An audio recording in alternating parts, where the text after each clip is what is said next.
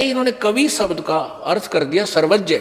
यहां लिखना चाहिए था ये वो परमात्मा है जो सारी सृष्टि का रचनहार है, ये कबीर देव है, वो कबीर प्रभु है। चाहे वो इसको अर्थ कवि मानते हैं, कवि का अर्थ ये कवि करते हैं या सर्वज्ञ करते हैं, तो कवि कोई सर्वज्ञ नहीं हो सकता, ना हुआ है, ये परमात्मा का ही बोधक है। तो इन्होंने सर्वज्ञ लिख दिया, अर्थ ठीक कर दिया मान लीजिए।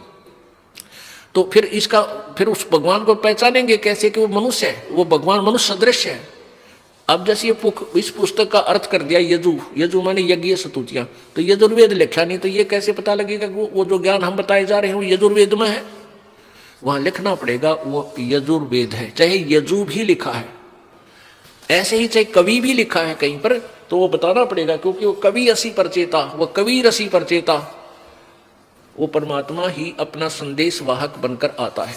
जैसे इस यजुर्वेद के 29वें अध्याय के 25वें मंत्र में कबीर जी के विषय में लिखा है कि वो परमात्मा अपने यथार्थ ज्ञान को देने के लिए, अपने यथार्थ ज्ञान का प्रचार करने के लिए स्वयं ही संदेश वाहक बनकर आता है और वो सभी को उस ज्ञान से परिचित करवाता है। स कबीर असी परचेता, ये देखिएगा, ये है यही यजुर्वेद, ये महर्षि दानंद जी द्वारा अनुवादित है, ये महर्षि दानंद जी द्वारा अनुवादित है, ये सही है।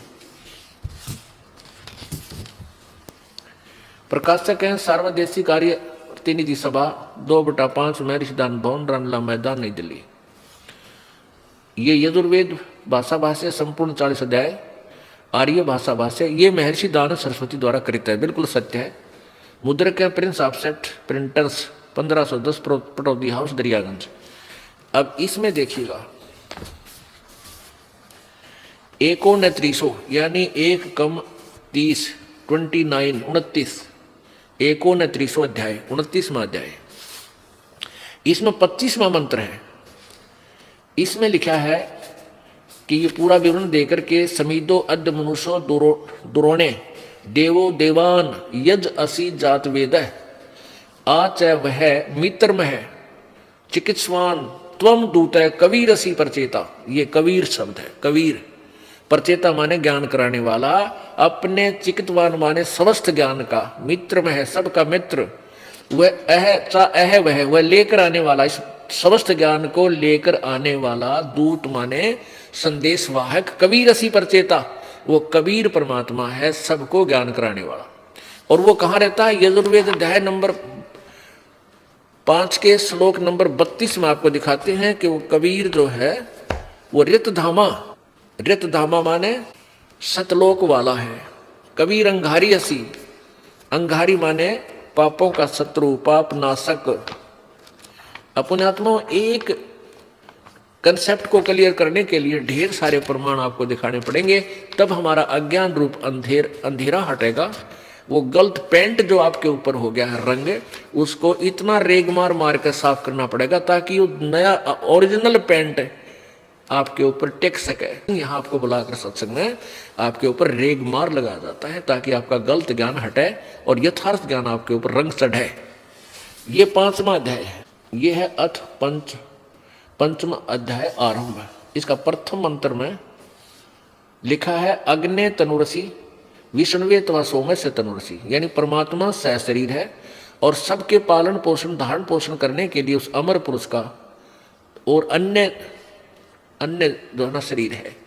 अब जैसे आपने अभी सुना था, अपने रूप को सरल करके, अपने रूप को सुगम करके, आसान करके, सरल करके, हल्का तेज पुंज का बनाकर यहाँ आके मिलता है। अब आगे देखो इसी 5वें अध्याय के 32वें श्लोक में यजुर्वेद के ही, इसमें स्पष्ट लिखा है कि वो कौन है, वो परमात्मा, वो कबीर है। ये देखो यजुर्वेद, ये 5वां अध्याय है, 5वां अध्याय, और यजुर्वेद भाषा भाष्य ये है 32वां श्लोक। इसमें देखो यहां लिखा है उसी गसी और कबीर अंगारी असी कबीर। अब ये अंगारी का अर्थ क्या लिखते हैं? छोटे चलन वालों का शत्रु।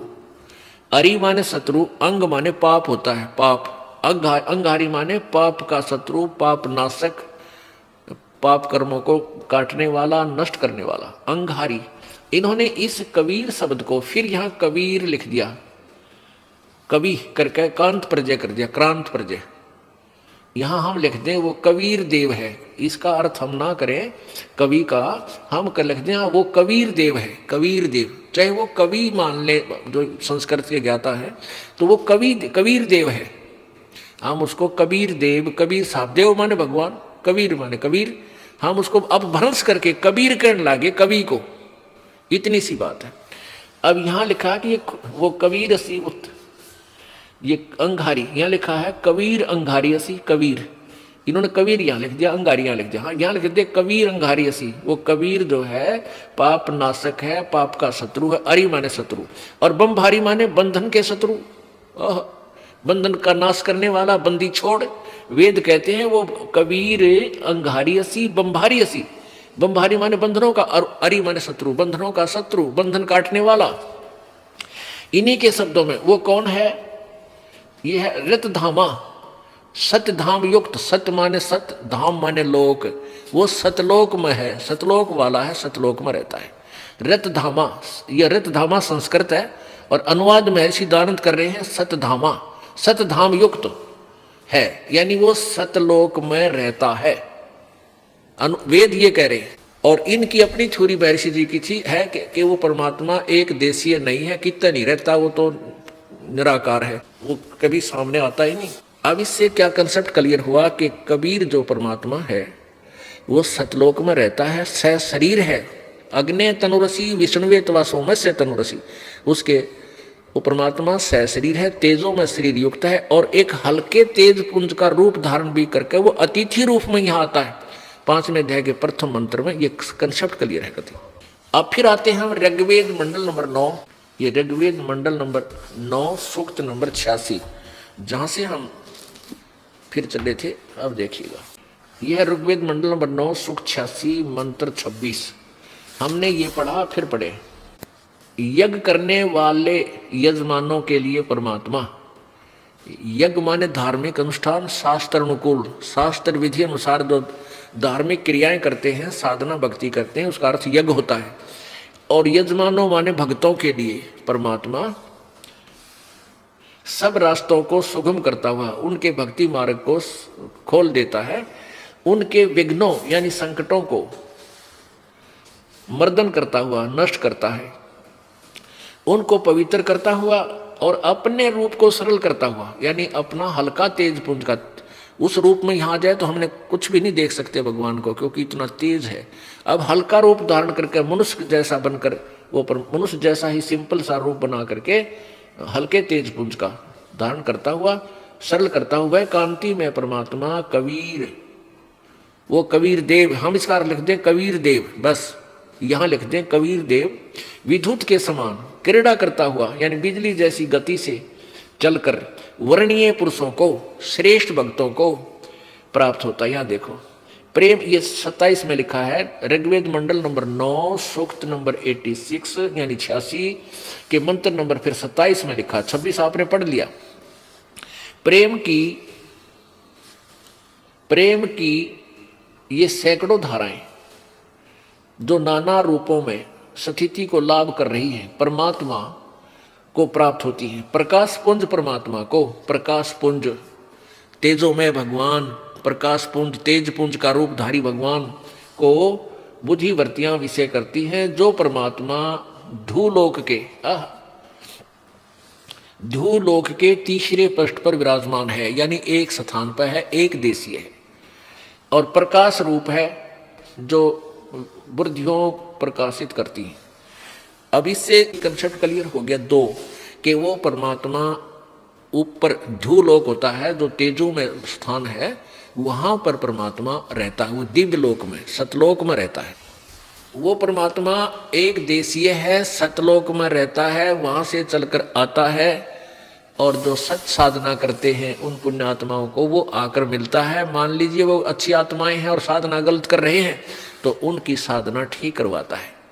आदरणीय धर्मदास जी पवित्र हिंदू धर्म में जन्म होने के कारण उन भ्रमित गुरुओं के द्वारा 68 तीर्थ करने के लिए चल पड़ा। राम और कृष्ण से ऊपर, भगवान विष्णु और शिव से ऊपर किसी इष्ट को नहीं मानता था और अपनी साधना को श्रेष्ठ मानता था, गीता जी और वेदों को श्रेष्ठ मानता था। तो फिर उनको परमात्मा मथुरा में मिले थे आके कबीर जी। इसी प्रकार आज का समागम जो चल रहा है, इसमें भी ऐसे परमात्मा आकर अपनी श्रेष्ठ आत्मा गरीबदास जी को मिले थे।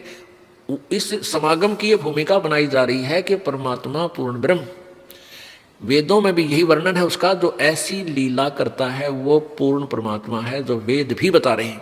और वेदों के अतिरिक्त जो प्रत्यक्ष लीला हो चुकी है वो पहले हो चुकी है, वेद तो आज पढ़ रहे हम।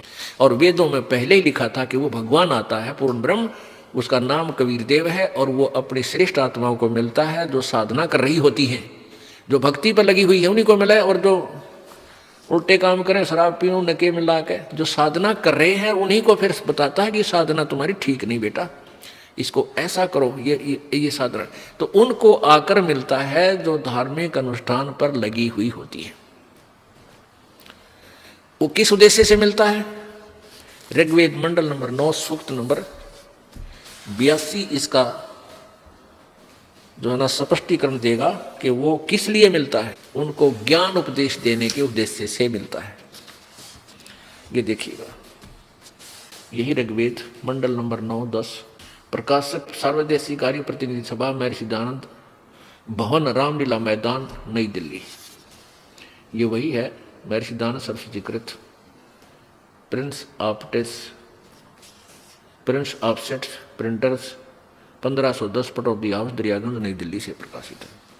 अब देखना, ये है ऋग्वेद मंडल नंबर 9 सूक्त नंबर 82, 269 पृष्ठ पे। यहाँ नीचे प्रारंभ होता है प्रथम मंत्र 82 का।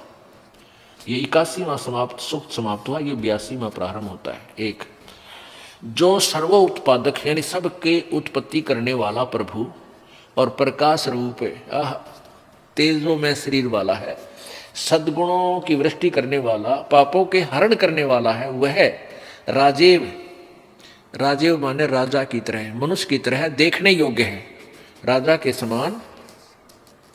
ये देखिएगा, राजा के समान,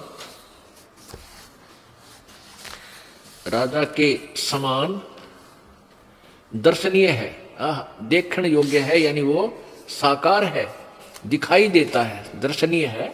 वह पृथ्वी लोक के लोकांतरों के चारों ओर शब्दमान हो रहा है। वह वर्णीय पुरुषों को, वर्णीय माने श्रेष्ठ आदरणीय भक्तों को, व्यक्तियों को, जो दृढ़ भक्त है, जो दृढ़ भक्त है उसको पवित्र करता हुआ प्राप्त होता है। उसको मिलता है आकृष्य आत्माओं को। जिस प्रकार विद्युत स्नेह वाले स्थानों को आधार बनाकर प्राप्त होता है। अब देखो, अब जैसे आपने देखा ना, नौका कर भाई, काशी का जो पहले काशी होती थी, थाली बेले हुआ करते, काशी के एक धातु है, जो क्या करते, काशी पे बिजली गिरा करे, ऊपर से आसमान की बिजली काशी पाकर गिरती है। और भी एक आध कारण बताते, काले सांप पर गिरती है, जेठा कोई व्यक्ति हो ऐसे गिरती, ऐसी लोक कथाएं हैं। हम इन्हीं को आधार लेकर ज्ञान समझाना चाहते हैं आपको कि वो परमात्मा उन्हीं को आकर मिलता है जो मिलने योग्य होते हैं, उनको अपना। और इतनी तीव्रता से आता है जैसे बिजली आकर पहुंचूंगा छनेक में, सन इतनी देर में, और जन अपने के काज।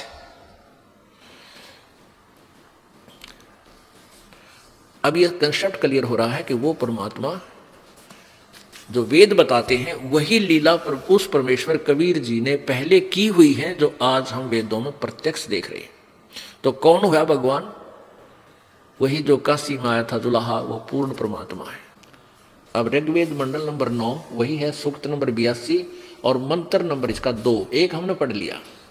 वो परमात्मा किस लिए आता उनके पास? हे परमात्मन, उपदेश करने की इच्छा से आप उपदेश यानी ज्ञान देने, यथार्थ ज्ञान देने के उद्देश्य से आते हो। इच्छा से आप महापुरुषों को प्राप्त होते हो, महापुरुषों को, अच्छी आत्माओं को प्राप्त होते हो। आप अत्यंत गतिशील पदार्थ की तरह, अत्यंत गतिशील यानी बहुत तेज चलने वाले पदार्थ यानी बिजली की के समान हमारे यज्ञों, आध्यात्मिक यज्ञों को प्राप्त होते हैं। ऐसे। अच्छा आगे देखो, तीसरा मंत्र, यही ऋग्वेद मंडल नंबर 9 सूक्त 82 का तीसरा मंत्र है। पवित्र यज्ञों में रक्षा से आप प्राप्त होते हैं और पृथ्वी आदि लोक लोकांतरों में गति करते हुए, यानी चल के वहां से घूम चल कर आते हो। व्यापक आप, व्यापक नहीं है, गति करते हुए आप है माने आप स्वयं गतिशील होकर, वहां से चलकर, गतिशील होकर माने वहां से चलकर विराजमान होते हैं। अब और दिखाते हैं आपको, ऋग्वेद मंडल नंबर 9 सूक्त नंबर 96 का। इसमें क्या पूछा है? ऋग्वेद मंडल नंबर 9 सूक्त नंबर 96 के श्लोक मंत्र नंबर 16 में ये कहा गया है कि हे सारी सृष्टि के रचनहार परमात्मा, आप अपने वास्तविक नाम का ज्ञान कराएं। आपका नाम कैसे है, क्या किस नाम से प्रसिद्ध है आप? तो इसमें लिखा है कि वो परमात्मा कबीर देव है। वो कबीर वाणी के माध्यम से अपने ज्ञान को लोकोक्तियों के माध्यम से, कविताओं के माध्यम से, यानी पद्य भाग में बोलता है, इसलिए प्रसिद्ध कवि की उपाधि प्राप्त कर लेता है। लेकिन वो होता है भगवान, वो यथार्थ ज्ञान देने आता है। लोग उसे कवि कहने लग जाते हैं, लेकिन वो परमात्मा होता है, ये पहचान नहीं पाते। वो कहाँ रहता है? वो तीसरे मुक्ति धाम में रहता है, तृतीयम धामम।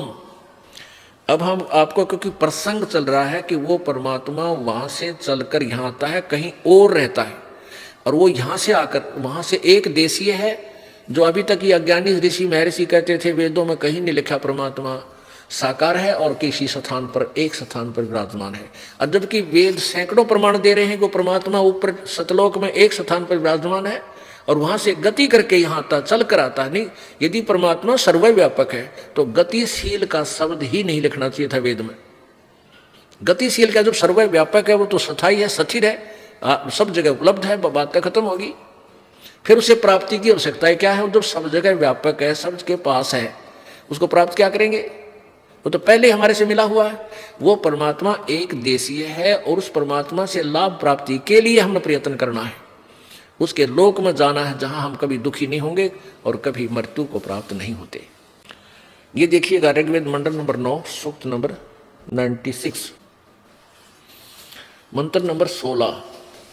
इसमें लिखा कि हे परमात्मन, सर्वोपरि रहस्य श्रेष्ठ नाम, ये संस्कृत है ब्रैकेट में, ये चारु नाम, गुह्यम, गुह्यम, गुह्यम माने गुप्त, सर्वोपरि सबसे श्रेष्ठ जो आपका, सर्वोपरि रहस्य श्रेष्ठ, चारु माने श्रेष्ठ, और नाम माने जो आपका नाम है। यहां लिखना चाहिए था नाम है, ना तुम्हारी संज्ञा लिख दिया। जो तुम्हारा नाम है आप उसका ज्ञान कराएं। इसमें 17 में लिखा है कि शिशु जगानम, वो परमात्मा शिशु रूप धारण करके आता है और अपने ज्ञान को प्रकट करने के लिए जानबूझकर वो ऐसी लीला करता है।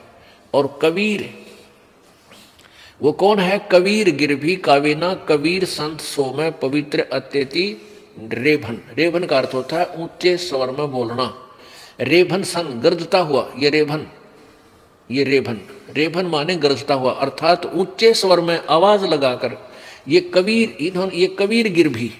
अब देखो थोड़ा समझना, हम इन्हीं के अनुवाद को पकड़ेंगे। गिरभी माने वाणी द्वारा, और कबीर, इन्होंने कबीर गिरभी है, इन्होंने कवि का अर्थ लिख दिया कवि लोग, गिरभी माने वाणी द्वारा। हम इसको लिख दें वो परमात्मा कबीर वाणी द्वारा, वो कबीर वाणी द्वारा अपने ज्ञान का उच्चारण करता है। कवि तब से, यानी कवि जैसे पद्य भाग में गा गा के श्लोक दोहे बोलते हैं, ऐसे करता है। और वो होता है परमात्मा ही, और वो ऊंचे स्वर में बोलता है। अत्यति माने अत्यधिक, अत्यधिक होता है इसका अर्थ। और रेभन सन यानी गरजता हुआ, बहुत तेज आवाज में बोल रहा है, जो गरजा करने दहाड़ा कर खड़े होकर परमात्मा, क्योंकि सच्चाई बोलने में जोर तो बोलना पड़ा, दहाड़ के। तो इसी फिर वो कहाँ रहता है? वो कबीर देव, वो कबीर होता है वो परमात्मा, और वो कवि नाम पदवी, वो उस कविताओं के माध्यम से ज्ञान देने के कारण वो प्रसिद्ध कवि कहलाता है। लेकिन वो होता है भगवान। वो अनजान लोग उनको कवि कहने लग जाते हैं। जैसे परमात्मा की महिमा जब हम शिक्षा ग्रहण करते थे ये दास, तो कवियों के कवि नाम से कबीर जी को जाना जाता था, ओनली कवि। तो यहाँ वेद कह रहे हैं उसको कवि कहने लग जाते हैं, उनकी अच्छी अमृतवाणी को से प्रभावित होकर, लेकिन वो परमात्मा होता है, वो है भगवान, वो सोम अमर पुरुष। अब 18वां ऋग्वेद मंडल नंबर 96 का 9 का मंडल नंबर 9 का देखिएगा, ऋग्वेद मंडल नंबर 9 सूक्त नंबर 96। इसका मंत्र 16-17 आपने आंशिक देखा है, ज्यादा इतना समय नहीं फिर दिखाएंगे। 18वां देखिएगा, 18वें में कहा है कि सोम स्वरूप परमात्मा, यानी वो अमर पुरुष, वो अविनाशी परमात्मा, सोम माने अविनाशी परमात्मा, पालन की इच्छा करता हुआ यानी वो अमर अविनाशी परमात्मा पालन की इच्छा करता हुआ जो महान परमात्मा है, वह महान वह परमात्मा तृतीयम धामम। क्योंकि हम शिक्षित हैं, हम संस्कृत भी पढ़ सकते हैं, अर्थ इन्होंने करी रखा है, फिर डिक्शनरी हमारे पास है, यानी शब्दकोश डिक्शनरी में हम देख सकते हैं। तृतीयम धामम, तृतीयम माने तीसरे, धाम माने लोक में, तीसरे लोक में। पुणात्माओं, एक धाम एक लोक है ब्रह्म का, जिसके 21 ब्रह्मांड हैं, और दूसरा धाम 7 संघ ब्रह्मांड है, ये धाम है, दूसरा धाम है इस परब्रह्म का, अक्षर पुरुष का।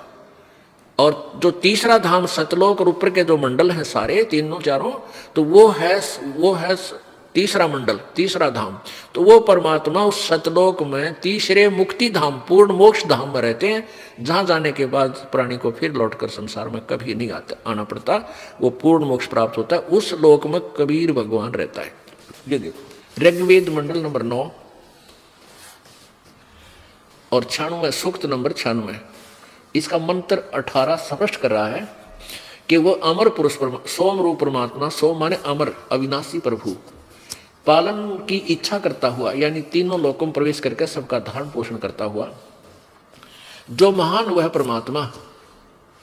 तृतीयम धामम, इन्होंने लिखा है देवयान और पितृयान, इनसे आगे जो तीसरा धाम है, लेकिन यहां हम अपने हिसाब से सोचेंगे, पर अभी इन्हीं के द्वारा पढ़ लेते हैं। जो तृतीयम धामम देवयान और पितृयान, इन दोनों से पृथक तीसरा जो मुक्ति धाम है उसमें विराजमान है। क्योंकि इन्होंने तो अड़ंगा करने का ठेका ले रखा था, ज्ञान करने, इन्होंने ज्ञान योगी लिख दिया। विराजमान जो ज्ञान योगी है उसको प्रकाश करने वाला, कोई बात हुई। अब परमात्मा की महिमा गाई जा रही है, उस भगवान के विषय बताया जा रहा है। इन्होंने अपनी उस अनाड़ी सोच को बीच में अड़ा दिया, जबकि संस्कृत स्पष्ट करी है तृतीयम धामम विराजम, वो तीसरे धाम में विराजमान है। और ऋग्वेद सूक्त नंबर 82 और 86 में स्पष्ट हो गया कि वो परमात्मा वो तीसरे दिव्य लोक में तीसरे स्थान पर विराजमान है। अब ये स्थान पर अलग अलग इसमें भेद दिया गया है। तो अब हम इससे स्पष्ट हो गया कि वो परमात्मा सतलोक से चलकर आता है, अपने रत धाम से वहां रहता है, वहां से चलकर आता है अलका तेज पुंज का रूप बनाकर। यही गरीबदास साहब जी कहते हैं कि तेज पुंज तन दे धरकर इस विध हमको भेंट ही। तो तेज पुंज का हल्का अन्य शरीर बनाकर वो परमात्मा इस प्रकार हमें आकर मिलता है और वो रहता है सतलोक में। अब देखिएगा ऋग्वेद मंडल नंबर 9 सूक्त नंबर 20 का मंत्र नंबर 1, ये स्पष्ट करता है कि वो परमात्मा उन महापुरुषों को, अच्छी आत्माओं को मिलता है। किस उद्देश्य से मिलता है? कि उनको ज्ञान करावे। ये देखिएगा ऋग्वेद मंडल नंबर 9 सूक्त नंबर 20 और मंत्र नंबर 1। वह परमात्मा, इन्होंने यहां देखो कबीर देव, ये कबीर देव, देव माने परमात्मा प्रभु और कबीर माने कबीर। हम कबीर वह को वह बोलने लागे, जैसे वेदों को हम वेद बोलते हैं, कर्मवीर को हम कर्मवीर बोलते हैं, धर्मवीर को हम धर्मवीर बोलते हैं। तो ऐसे ये अभ्रंश हो गया। कबीर देव के कबीर साहब, देव माने साहब भगवान अल्लाह, और कबीर माने कबीर। तो यहां लिखा है कि वह कबीर देव, हम यहां लिख देते हैं वह कबीर देव अर्थात कबीर परमात्मा है इन्होंने लिखा वह मेधावी है, कवि का अर्थ लिख दिया मेधावी। अब कवि क्या के मेधावी होते हैं बता, ये परमात्मा का ही गान है। वो कबीर देव है जो सबका रक्षक है और विद्वानों की तृप्ति के लिए ज्ञान देता है। विद्वानों की तृप्ति के लिए ज्ञान देता है, नहीं जो परमात्मा को ढूंढ रहे हैं उनको आगे यथार्थ ज्ञान देता है। धर्मदास जी को मिले, गरीबदास जी को मिले। सहनशील है और संपूर्ण दुष्टों को संग्राम में तिरस्कृत करता है।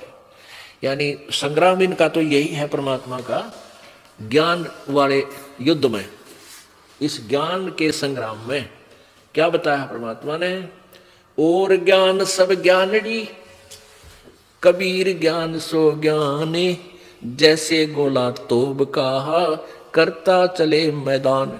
अब परमात्मा का जो युद्ध है इस अज्ञान के साथ है। इस अज्ञान रूपी संग्राम में सभी ये दुष्ट टाइप के लोग, अज्ञानी महंत संत बने फिरे थे, जो नकली महर्षि बने हुए थे, इन सबको पराजित कर देगा वो परमात्मा अपने ज्ञान रूपी गोले थे।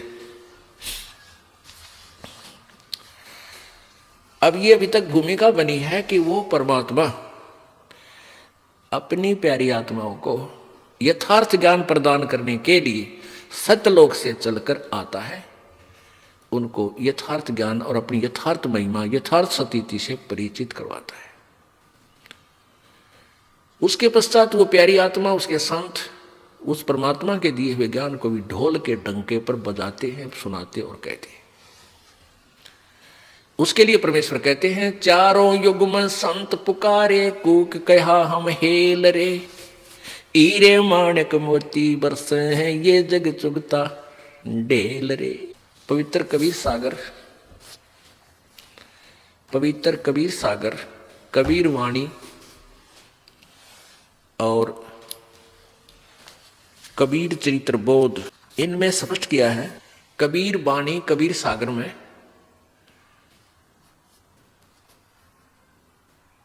प्रश्न नंबर 136-37 पर 12 पंथों का विवरण दिया है। उसमें क्या बताया है कि संवत 1775 सोई 75 होई, संवत 17 से 75 होई, तादिन प्रेम प्रगटे जग सोई। ये 12वां पंथ गरीबदास जी वाले के तरफ संकेत है। यहां पर गलती से 75 लिखा है, ये संवत 74 है। संवत 1774 हुई और तादिन प्रेम प्रगटे जग सोई, साखी हमारी ले जीव समझावे, असंग ठोड़ जन्म नहीं पावे, और 12वें पंथ प्रगट हुआ बाणी। ये गरीबदास जी का पंथ के विषय में, 12वें पंथ के विषय बता रखा है कि 12वें पंथ में गरीबदास जी वाले पंथ के द्वारा, गरीबदास जी द्वारा मेरी महिमा की वाणी प्रकट होएगी। यानी उसको मैं ज्ञान दूंगा अपनी प्यारी आत्मा को, फिर वो मेरी महिमा की वाणी को ढोल के डंके पर कहेगा। और वो गरीबदास जी की वाणी फिर लिपिबद्ध की गई है, जो आज दास आपको पढ़ पढ़ कर सुनाता है, जो कबीर जी की वाणी से और वेदों से मेल खाती है। तो उसमें ये लिखा कि 12वें पंथ में जो प्रवर्तक होगा 12वें पंथ का, उसके द्वारा मेरी महिमा की यथार्थ वाणी प्रकट की जाएगी मेरी ही कृपा से। लेकिन उस 12 पंथों, उस 12वें पंथ गरीबदास पंथ वाले भी यथार्थता को ना समझकर, उस ज्ञान को ना समझकर असंग ठोड़, असंग जन्म भी सतलोक नहीं जा पाओगे। फिर उस 12वें पंथ में हम ही आएंगे आगे, गरीबदास वाले पंथ में। कबीर जी ने 600 वर्ष पहले बोला था। अब देखिएगा, अब आपको ये कबीर सागर दिखाना आवश्यक होगा। परमात्मा की प्यारी आत्माओं, आपको प्रभु की चाह है, क्योंकि हम जब से भगवान से बिछड़े हैं वो अक्षति हमारी अभी तक पूरी नहीं हो सकी और ना हो सकती जब तक भगवान ना मिलेगा। और उसकी प्राप्ति के लिए हम प्रयत्न करें, तो उसके लिए हमने सबसे पहले दृढ़ होना पड़ेगा कि जिस क्रिया को हम करने जा रहे हैं सत्य है या असत्य। जब आपको दृढ़ हो जाओगे, फिर निश्चिंत होकर करोगे, तो आपको कोई डगमग नहीं कर सकता, वो सफल होगी। नहीं तो ये फिरे संत फिरे हैं, कोई भी आपको भ्रमित कर देगा, वो झूठ बोलता है, कहीं नहीं लिखा ऐसा। गरीबदास आपको प्रत्यक्ष कर देगा, आप किसी देवता की भी नहीं मानोगे कि संत रामपाल झूठ बोलता है, क्योंकि आप आंखों देखोगे, पढ़ोगे, सब शिक्षित है। इसी का लाभ परमात्मा ने उठाया है। इसके इस बिचली पीढ़ी में सब शिक्षित होंगे, हम अपने पहचान करवा जाए। ये देखिएगा पवित्र कबीर सागर, ये है पवित्र कबीर सागर।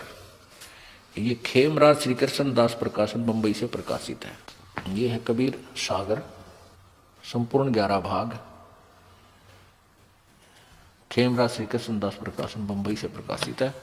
और इसके संशोधक कौन है? सर्वाधिकार सुरक्षित है, प्रकाशक द्वारा सुरक्षित है। मुद्रक एवं प्रकाशक खेमराज श्री कृष्णदास, अध्यक्ष श्री वेंकटेश्वर प्रेस, खेमराज श्री कृष्णदास मार्ग बंबई से। इसके कबीर पंथी ये सारे इसमें लिखा। प्रथम अध्याय है ज्ञान सागर, प्रथम खंड। कबीर पंथी भारत पथिक स्वामी युगलानंद विहारी द्वारा परिष्कृत, यानी इसमें संशोधन किया गया इसके द्वारा, और यहां से प्रकट छुपा है। तो इसके कबीर वाणी बोध सागर, इसके 136-37 पृष्ठ पे आपको दिखाते हैं। ये देखिएगा, ये 136 पृष्ठ है, 136 पृष्ठ कबीर वाणी। और यहाँ ये है बोध सागर, यहाँ लिखा द्वादश पंथ चलो सो भेद, ये कबीर जी की वाणी है। द्वादश पंथ चलो सो भेद, द्वादश पंथ काल फुरमाना, इन 12 के 12 पंथों में काल का ज्ञान प्रचारित है, काल वाली साधना ही चल रही है। द्वादश पंथ काल फुरमाना, भूले जीव न जाए ठिकाना, ताते आगम कह हम भाखा, वंश हमारा चूड़ामणि शाखा, चूड़ामणि। अब इन्होंने और क्या त्रुटि की है कि कबीर वाणी, कबीर चरित्र बोध सन पृष्ठ नंबर 1870 पर इन 12 पंथों में नारायण दास लिख दिया, नारायण दास लिख दिया प्रथम प्रवर्तक, 12 पंथों का में से प्रथम पंथ का नहीं। यहां देखो, ये है बोध सागर और ये है कबीर चरित्र बोध। इसके प्रश्न नंबर 1870 पर 1870 यहां क्या लिखा है? यहां लग तो चारों गुरु और 42 वंश का लेखा लग चुका, और इनके अतिरिक्त कबीर साहब के 12 पंथ और भी कबीर पंथी ही कहलाते हैं। कबीर साहब के पंथों का वृत्तांत, नंबर 1 नारायण दास का पंथ, दूसरा है यागव दास जी का पंथ, यागव दास, और तीसरा सूरत गोपाल, चौथा मूल निरंजन का पंथ, पांचवा टकसारी पंथ, छठा भगवान दास जी का पंथ, और सातवां सतनामी पंथ, और आठवां कमाली पंथ। कमाली नहीं है ये, कमालिये यानी कमाल का पंथ। वो कभी परमात्मा से द्रोही हो गया था कमाल, जो मुर्दा जीवित किया था। राम कबीर पंथ, प्रेम धाम की वाणी पंथ, और जीवा पंथ, और 12वां है ये गरीबदास पंथ। ये तो कबीर साहब के 12 पंथ हैं, ये 12वां पंथ गरीबदास पंथ है। और इसमें प्रथम इन्होंने नारायण दास लिख दिया, जबकि यहाँ परमात्मा की अपनी वाणी क्या बता रही है? प्रथम पंथ चूड़ामणि है। और इन सब यहाँ इसको एक मानकर ही 12वां पंथ गरीबदास जी का होगा। संवत 1775 हुई, तात दिन प्रेम प्रगटस हुई, नहीं तो ये 11वां यहाँ समाप्त हो जाता है। परम धाम की वाणी, यहाँ देखो प्रथम वंश है चूड़ामणि, परमात्मा कह रहे हमारा प्रथम वंश चूड़ामणि होगा। और दूसरा, यहाँ इन्होंने प्रथम लिख दिया गलती से, यहाँ लिखना चाहिए दूसरा, जग में जागो बरमावे। यहाँ देखो, यहाँ दूसरा यागो दास का दूसरा पंथ है, कबीर साहब के पंथों का बनता है। ये यानी ये दूसरा, इसमें दूसरा है यागोदास का, यागोदास, यानी यहाँ देखो इन्होंने गलती कर दी, प्रथम जग में जागू बरमावे, यागू कहे थे जागू कहो, ये प्रथम लिख दिया, नहीं यहाँ दूसरा होना चाहिए। ये दास ने इसमें लगाया निशान, दूसरा तीसरा। और ये तीसरा है सूरत गोपाल, चौथा मूल निरंजन। ये वही पंथ जो उधर आपने पढ़े हैं। कहने का भाव ये है दास का कि अब हम यहाँ देखें कबीर वाणी और पृष्ठ 136 पे बोध सागर में। अब नीचे आ जाए, 12वें पंथ पाएंगे, 12वां पंथ। ये 12वां पंथ यहां से शुरू होता है, यानी गरीबदास वाला पंथ। संवत 1775 हुई, ये 74 होना चाहिए, हमारा 75 गलत लिखा, 75 हुई, तादिन प्रेम प्रगटे जग सोई, आज्ञा रहे ब्रह्म बोध लावे, कोली चमार सबके घर खावे। गरीबदास जी ने आकर के ये छुआछात का बहुत अंत किया था। साखी हमारा ले जीव समझावे, असंग जन्म ये ठोड़ नहीं पावे। यानी उसी पंथ के जो पर गरीबदास जी के द्वारा लिखी वाणी के पढ़ने वाले गरीबदासी पंथ वाले भी असंग जन्म छोड़ नहीं पाए। 12वें पंथ प्रगट हुआ वाणी, इस 12वें पंथ में मेरी महिमा के विषय में जानकारी देगा वो 12वें पंथ का प्रवर्तन गरीबदास जी। और शब्द हमारा की निर्णय ठानी, अस्थिर घर का मरम न पावे, 12 पंथ हमी को जावे। अपने आत्माओं दास नहीं कह रहा, ये अपना सदग्रंथ बता रहा है कि 12वें पंथ हम ही चलावें। उस 12वां पंथ प्रगट हुआ वाणी और शब्द हमारे की निर्णय ठानी। मेरे ही ज्ञान पर विचार विमर्श करते रहेंगे, लेकिन उनको उसका यथार्थ ज्ञान नहीं मिलेगा, भेद नहीं मिलेगा। तो इसलिए वो अस्थिर यानी सतलोक धाम, सतलोक में नहीं जा सकेंगे, अस्थिर घर का मरम न पावे, ये 12 पंथ हम ही को जावे। फिर क्या लिखा, 12वें पंथ हम ही चलावे, गरीबदास वाले पंथ में हम ही चल कर आएंगे और सब पंथ मेटे एक ही पंथ चलावे। गरीबदास धर्मदास जी को कह रहे हैं परमात्मा। इसलिए धर्मदास तब लग बोधो तुम कुरी चमारा, फिर तुम बोधो राज दरबारा। प्रथम चरण करियुग निर्याना, तब मगर मांडो मैदाना। कि प्रथम जो पीढ़ी होगी, प्रथम चरण होगा, प्रथम जो मेरा आना होगा, वो समझो जब मगर से मैं वापस चला जाऊंगा सहशरीर, वो प्रथम पीढ़ी होगी। और 3 पीढ़ी बताई है, अब बिचली पीढ़ी अब शुरू होगी और लास्ट की पीढ़ी कृतघ्नी हो जाएंगे कलयुग के लोग, वो भक्ति करने योग्य नहीं रहेंगे। अब ये बीच की करीम है, अब ये ऐसा समय है, अब इतनी बुराई समाज में घर कर चुकी है, फिर भी भक्ति जीवित है। और आज से 1000 2000 अगर यही सत्र चलता रहा, 200 वर्ष के बाद कोई राम नाम लेनिया नहीं रहेगा पृथ्वी पे। क्योंकि जो जिस उद्देश्य से हम भगवान की चाह कर रहे हैं उनसे हमें लाभ मिल नहीं रहा, क्योंकि हमारी वे ऑफ वर्शिप रॉन्ग है, हमारी पूजा की विधि गलत है, इसलिए भगवान से राहत नहीं मिल पा रही। हम नास्तिक होते जा रहे हैं, लूट रहे हैं, खसोट रहे हैं, दूसरे तरीके से सेठ बनना चाहते हैं और डॉक्टरों पर वैद्य हॉस्पिटल बना दिए, फिर भी बिरानमाटी हो रही है। यदि हम भक्ति ठीक से करें तो परमात्मा हमें अस्वस्थ ही नहीं होने देगा। दास गरीब तबीब सतगुरु बंदी छोड़ कबीर है। तबीब माने सब वैदों के वैद, वो कबीर परमात्मा सब वैदों के वैद है और वो हमारे सब दुखों, शारीरिक दुखों को भी नष्ट करेंगे और जन्म मरण के रोग को भी वही नाश करेंगे। इसलिए धर्मदास जी से कह रहे हैं कि प्रथम चरण तो वो होगा, ये देखिएगा, ये कबीर वाणी बहुत सागर चल रहा है, पृष्ठ 136 पढ़ रहे हैं।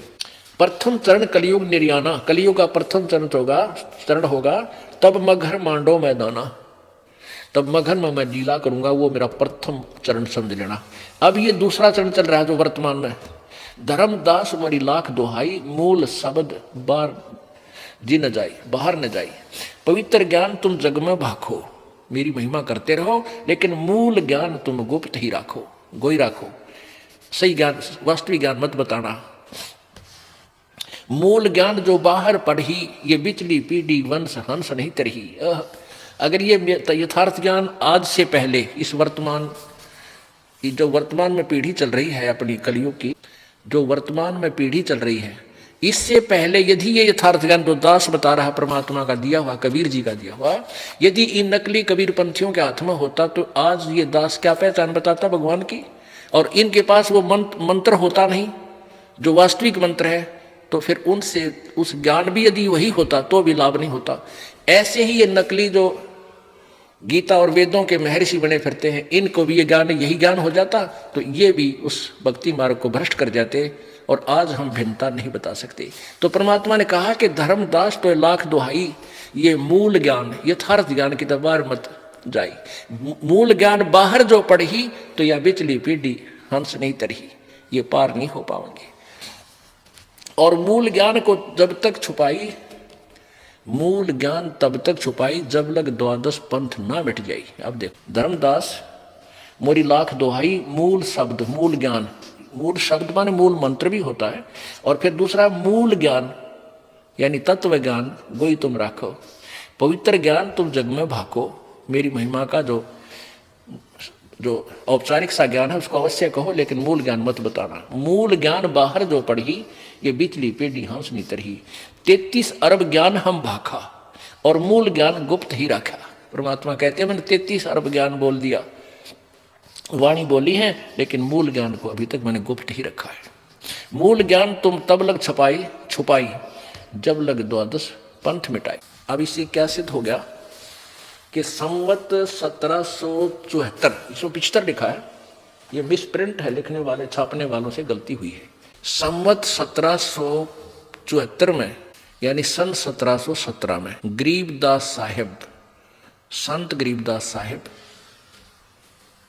का जन्म हुआ गांव छुड़ानी, जिला झज्जर और हरियाणा प्रांत में। और उनको 10 वर्ष की आयु में परमात्मा आकर मिले। ये शेष ज्ञान आपको शाम वाले सत्संग में शुरू करेंगे। अब 2 घंटे में पुण्य आत्माओं यह भूमिका बनी है जो दास इस सत्संग के विषय में, इस 5 दिन के समागम में आपको क्या बताना चाहूँ, ये अभी तक हमारा ये भूमिका बनी है। और शेष शाम को आपको सत्संग सुनाएंगे। बोलो सतगुरुदेव। परम पिता परमात्मा, सारी सृष्टि के रचनहार, कुल मालिक कबीर देव, कबीर साहिब अपनी प्यारी आत्माओं को सत्यलोक की जानकारी देने के लिए अपने सत्यलोक से चलकर इस काल के लोक में आते हैं। जैसा कि आपने आज सुबह के सत्संग में पवित्र वेदों में प्रत्यक्ष देखा और पढ़ा प्रोजेक्टर के माध्यम से, जिसमें पवित्र वेद ये स्पष्ट कर रहे हैं कि वो कबीर देव, कबीर साहब, देव का अर्थ होता है भगवान, साहब परमेश्वर। वो कबीर देव अपने यथार्थ ज्ञान को, अपनी यथार्थ महिमा को स्वयं ही प्रकट करने के लिए यहाँ इस धरातल पर आते हैं, काल के लोक में आते हैं। और वो परमात्मा अपनी प्यारी आत्माओं को, अच्छी आत्माओं को, प्रभु चाहने वाली पुण्य आत्माओं को, विशेष पुण्यकर्मी आत्माओं को आकर मिलते हैं, उन्हें फिर अपना यथार्थ ज्ञान कराते हैं। ये तो वेदों ने प्रत्यक्ष प्रमाण दे रखा है कि वो परमात्मा ऐसे लीला करते हैं। और स्वयं परमेश्वर जी कबीर रूप में आकर के आज से लगभग 600 वर्ष पहले बनारस अर्थात काशी शहर में, भारतवर्ष में एक जुलाहे की भूमिका करके अपने यथार्थ ज्ञान को प्रचार किया। और जो परमात्मा लीला करते हैं, जो सुख देता है, वो लाभ भी अपने अनुयायियों को दिया। आज से लगभग 600 वर्ष पहले परमेश्वर कबीर जी जब एक तत्वदर्शी संत की भूमिका कर रहे थे, उसमें 64 लाख शिष्य हुए थे कबीर भगवान के। परमेश्वर कबीर जी के 64 लाख शिष्य हुए थे। पुण्यात्मा विचार करके देखो, आज से 600 वर्ष पहले पूरे भारतवर्ष की कितनी आबादी होगी, कितनी जनसंख्या होगी, जिसमें इराक, ईरान, गढ़ गजनी और ये बलोचिस्तान, अफगानिस्तान, ये सारे भारतवर्ष के अंतर्गत थे। ये सारा भारतवर्ष था। इस सारे के सारे क्षेत्र में केवल लगभग 5-4 करोड़ आदमी होंगे 600 वर्ष पहले। 600 वर्ष पहले एक गांव की जन आबादी जो आज 10-10 हजार, 20-20, 15-15 हजार हो चुकी है पॉपुलेशन, उसमें ज्यादा से ज्यादा 200 आदमी होंगे एक गांव में, हद। उसकी तुलना में 64 लाख से सो जाना, 4 करोड़ आबादी में 64 लाख से सो जाना। और जबकि कोई मीडिया का माध्यम नहीं था जैसे आजकल, तो ये सैटेलाइट पर रेडियो टेलीविजन के माध्यम से एक वक्ता करोड़ों अरबों जगह, करोड़ों जगह उसका प्रचार हो सकता है एक टेलीविजन के माध्यम से, टीवी चैनल पे वो कर सकता है। और उस समय तो कोई ऐसी व्यवस्था नहीं थी, ना कोई कन्वेंस थी, ना कोई लाउड स्पीकर थे जो कि ला के ऊंचा बोल कर इकट्ठे कर ले। उसमें परमात्मा ऐसे ही लीला करते थे जो आज की या कलयुगी साइंस, मटेरियल साइंस कर रही है, वो आध्यात्मिक साइंस से परमात्मा हजारों जगह प्रकट हो जाते थे अपने उसी रूप में। और वहां जा जाकर अपने यथार्थ ज्ञान को प्रचार क्या करते थे, और एक रूप में बनारस में भी रहते थे, जुलाहे का काम भी करते थे, और एक रूप में वो सतलोक में पूरे ब्रह्मांडों का कंट्रोल भी करते थे, करते हैं। ये है वो कबीर परमेश्वर। पुण्यात्माओं, ये दास जन्म से कबीर पंथी नहीं था, ये दास तो जन्म से कृष्ण पंथी था, हनुमान पंथी था, श्री रामचंद्र का पंथी था, ये कबीर पंथी नहीं था।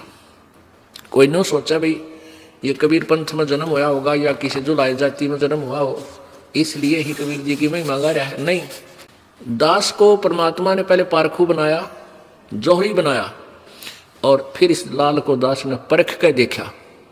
उन्हीं फॉर्मूलों से ये परमेश्वर पाए, पूर्ण ब्रह्म, असंख्य ब्रह्मांड के स्वामी, जिसका समर्थन, जिसकी महिमा सारे सदग्रंथ कह रहे हैं, और जिन पुण्यात्माओं ने परमात्मा कबीर जी का साक्षात्कार हुआ पूर्ण ब्रह्म का, वो भी यही समर्थन दे रहे हैं। उन पुण्यात्माओं में से जिनको परमात्मा आकर मिलते हैं, उन पुण्यात्माओं में से कौन कौन ऐसी श्रेष्ठ आत्मा, वर्णीय आत्मा थी जिनको भगवान परमेश्वर पूर्ण ब्रह्म आकर मिले। एक आदरणीय धर्मदास साहिब जी बांदोगढ़ वाले, आदरणीय मलुकदास साहिब जी, आदरणीय दादू साहिब जी, आदरणीय नानक साहिब जी, जिनसे सिख धर्म, जो सिख धर्म के प्रवर्तक माने जाते हैं, आदरणीय गरीबदास साहिब जी छुड़ानी वाले, हरियाणा प्रांत में, जिला झज्जर, छुड़ानी गांव में, और आदरणीय घीसा दास साहिब जी, गांव खेखड़ा, मेरठ जिला में, और आदरणीय स्वामी महर्षि रामानंद जी बनारस में। इनको परमात्मा का साक्षात्कार हुआ। उन्होंने फिर परमात्मा की प्राप्ति के उपरांत जो ज्ञान और वाणी बोली, जो एफिडेविट दिया, जो गवाही दी, वो वही है जो वेदों और गीता में प्रमाणित है। आज का तो अब ये जो सत्संग आज प्रारंभ हुआ है, ये 5 दिवसीय संत समागम, इसका उद्देश्य है कि आप जी से परिचित कराएं, आप जी को परिचित कराएं उस परम पिता से, जो परमात्मा इस फाल्गुन मास की द्वादशी, फाल्गुन सुदी यानी फागण उतरते की द्वास, हरियाणवी भाषा में, द्वादशी को दिन में 10 बजे के आसपास गांव छुड़ानी के जंगल में, खेतों में, गांव कबलाना की सीमा लगती है छुड़ानी गांव के साथ में। गांव छुड़ानी से कबलाना को सीधा कच्चा रास्ता जाता था, अब वहां सड़क बन चुकी है। उस सीमा के ऊपर वहां खेतों में, जंगल में परमेश्वर कबीर जी जिंदा महात्मा रूप बनाकर संत गरीबदास जी महाराज, जो 10 वर्षीय बालक थे, उनको आकर मिले। आज दिन के सत्संग में आपने देखा परमात्मा कबीर सागर में अपनी वाणी बताते हैं कि बरमे पंथ में जो गरीबदास पंथ है, सन 1774 में उस गरीबदास जी का जन्म होगा, और तब वो संत, वो भक्त, वो संत मेरी, उसके द्वारा मेरी महिमा की वाणी प्रकट होगी। अब पुण्यात्माओं, कबीर सागर के अंदर इन कबीर पंथियों ने, जो नकली महंत संत बने हुए थे, उन्होंने बहुत सा मिलावट कर दी, कुछ एक काट पीट कर भी कर दिया उसमें, लेकिन फिर भी सच्चाई छुप नहीं सकी। कारण क्या था कि जिसने भी जैसा ज्ञान अपने अनुयायियों को दिया कबीर पंथी संत महंत ने, और कबीर सागर में फिर उसने पढ़ा, क्योंकि जनता उस समय भी अशिक्षित थी, आज से 50 साल पहले तक अशिक्षित था, भारत का नागरिक शिक्षित नहीं था 60 वर्ष पहले। और कबीर पंथ उसी समय से, कबीर जी के जाने के तुरंत बाद ही बहुत से प्रचारक बन गए थे। तो उन्होंने जब कबीर सागर को पढ़ा तो उसमें बहुत कुछ उनके ज्ञान के विपरीत पाया, उन्होंने कुछ थोड़ा बहुत उसमें फेर बदल कर दिया। इसका प्रमाण कबीर सागर के अंदर ही जो संशोधन करता है, युगलानंद बिहारी जी खुद लिखते हैं कि मेरे पास अनुराग सागर एक पार्ट है कबीर सागर के अंदर, अनुराग सागर अध्याय है, कि उसके मेरे पास 6-7 प्रतियां हैं जिनमें बहुत कुछ आपस में मेल नहीं खा रहा। एक बहुत पुरातन है, उसमें से मैं कुछ सबको मिला करके सेट कर रहा हूं, उसका वो कबीर सागर में। तो परमेश्वर को पता था कि नकली लोग इसमें भी गड़बड़ कर देंगे मेरी वाणी में थोड़ी बहुत, इसलिए कबीर परमेश्वर जी ने आकर के अपनी प्यारी आत्मा गरीबदास जी को चिताया, उनके हृदय में यह ज्ञान फीड कर दिया। जैसे आजकल मोबाइल से मोबाइल दूसरे मोबाइल में, और बहुत बड़ी स्टोरी कहानी फिल्म जो कि तो दूसरे में फैक्स हो जाती है और उसमें भी रह जाती है।